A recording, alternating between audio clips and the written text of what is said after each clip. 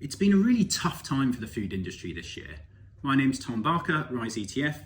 I'm going to discuss some of the challenges and triumphs that have shaped the food value chain.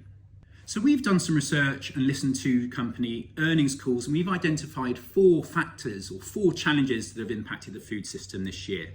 And whilst these are posed problems, the good news is that recovery signs are beginning to emerge.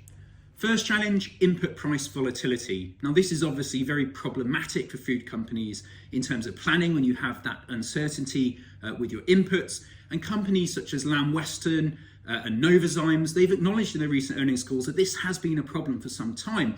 But they've also said, and this is the good news, is that this volatility is beginning to subside, and in many cases they're seeing the cost of those inputs are starting to come down again. Challenge number 2.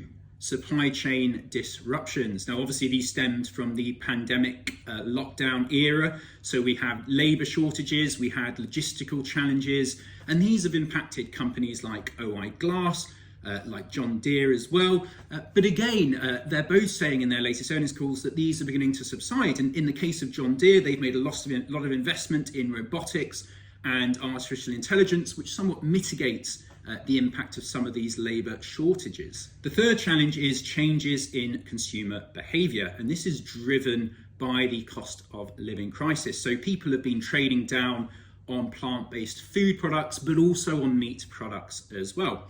And this is essentially short-term noise. If you put all of this to one side, it shouldn't detract from the fact that we're seeing a rise in veganism, a rise in vegetarianism, as well. And here in the UK, people are eating the least amount of meat since the 1970s. So those trends are very much still alive. Challenge number 4, tightened credit markets and higher capital costs. Again, have been a real challenge for food and agriculture companies.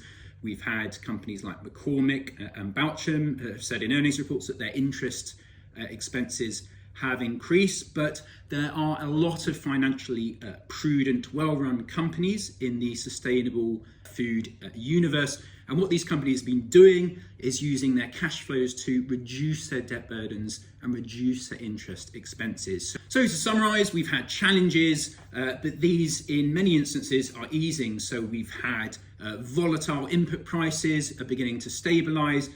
We've had supply chain issues as well, which are beginning to subside. We've had financing challenges, which are easing, and changes in consumer preferences, which are also stabilizing as well. So it has been a bit of a rough ride for the food industry, but we're beginning to see light at the end of the tunnel.